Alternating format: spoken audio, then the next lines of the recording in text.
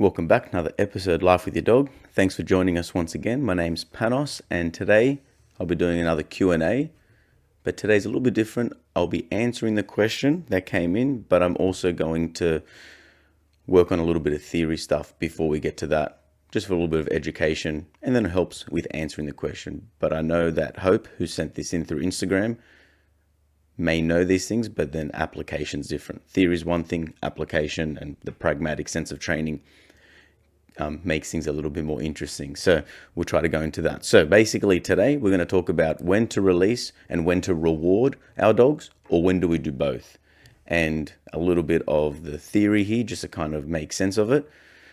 And I'm going to give some scientific sort of explanation, but then I'm also going to just give you the everyday language of it. But it's good to know some of the science as well.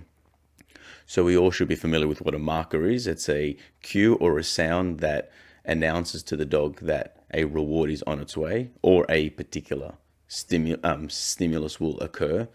But here we're going to be talking about the reinforcement side of it. So for example, you may be familiar, we say yes means that food's on its way. And through this classical conditioning, we start to pair associations so dogs can understand why and when they're going to be rewarded. So a durational marker means that when I tell the dog to sit and I say the word yes, I give him the food. Yes, I give him the food. I say okay, he breaks position. So the durational marker means stay in position. I'm going to come to you and reinforce your behavior. A terminal marker is when I would say, if your yes is a terminal marker, you would say yes. So you tell the dog to sit, rather. You say yes, he breaks position to come get your reward. And that is the completion of the behavior, and then you telling your dog that you're correct means that not only do you get the reward, but you get to get out of that position. If you have a durational if you're using a durational marker for a sit, for example, you should have a release command, where that terminal marker is a release. There's many different methods, and it's all up to you. We'll try to give you my understanding, and obviously in a limited sense with the scope of how long I've got today.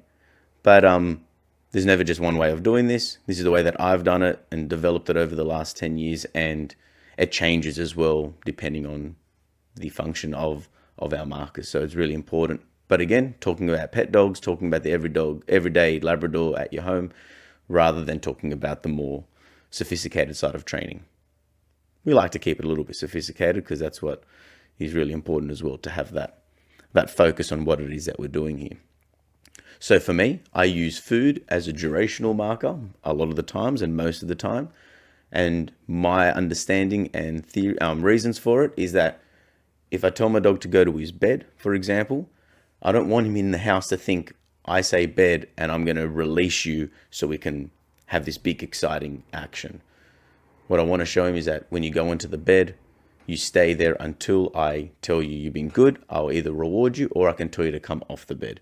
And there's a function for that in terms of having a state of drive in the house and energy. I generally want a more calmer dog in the house. And when I'm giving you food, like I don't want you to bounce out of the bed and run to me to get that food. I want to show you, hey, I'm coming to you, I'm going to feed you. We've explained this before on the podcast, but again, everything intertwines with each other. In that situation, and I'm going to come to the question, so giving you a little bit of a background as well.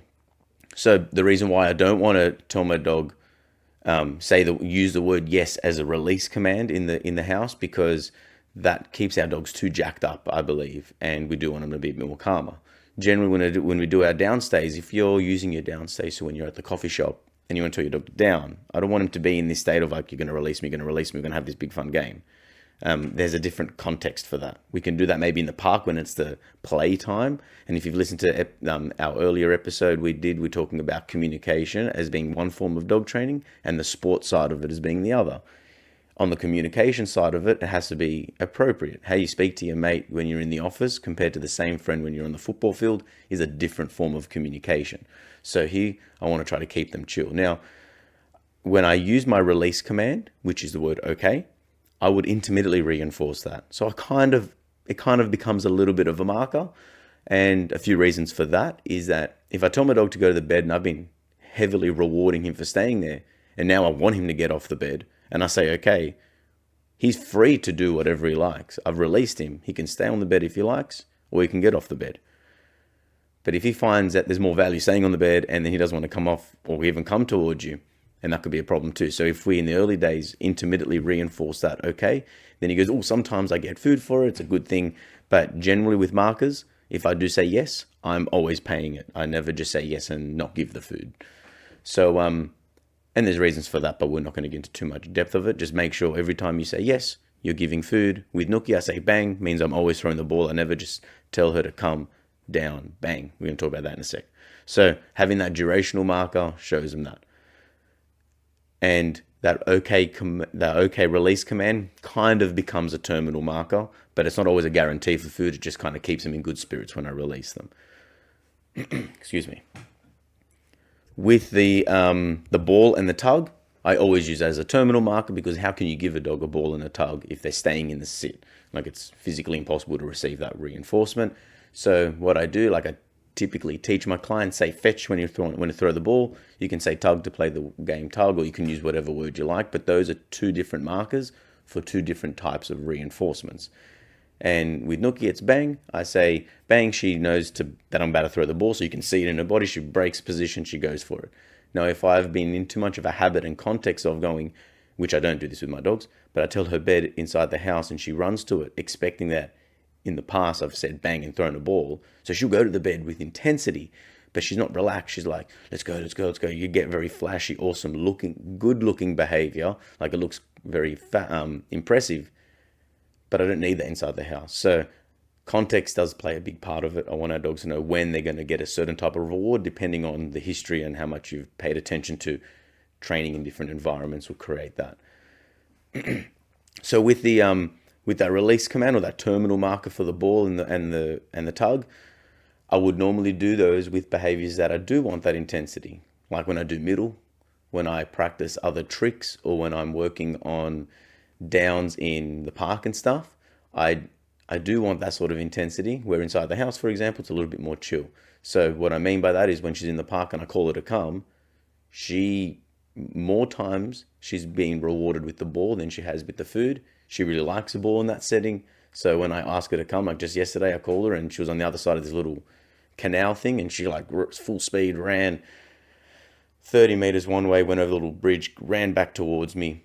I had no ball on me, but it was really good. I probably should have rewarded if I did have it on me, but that's the outcome I get because of that.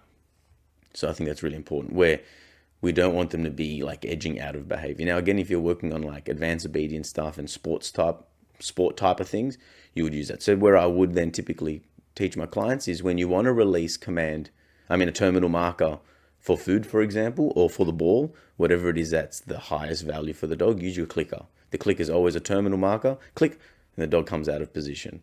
And what some of my clients do is that we go to bed, we say, yes, I go pay in position, but if I'm on the couch and I've said bed and I've got some food on me and I can't be bothered getting up and I want this, for example, if you want this in your house, then you can click and your dog knows a break position to come towards you.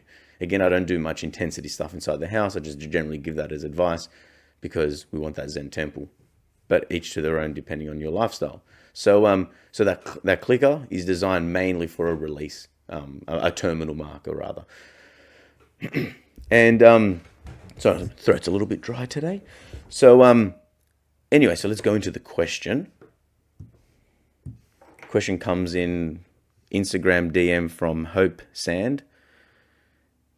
She said that she's been slowly going through some of the old episodes. So if this question's been answered, she apologizes. I don't even know if I've even answered this question before. There's been so many episodes now. So if it is a repeat, then that's awesome for you. Or maybe not a good thing. You let me know. My dog's marker is the word yes, but when he's sitting or laying down, I say yes, he gets up once I give him the treat. I've tried increasing the time between him fulfilling the command and me marking, but he still gets up after you say yes. His release word is just release, and I just use when I open the crate door or coming out of the car in those situations. It's great until I want him to move. Thanks. Well, that's all good. So obviously this is more than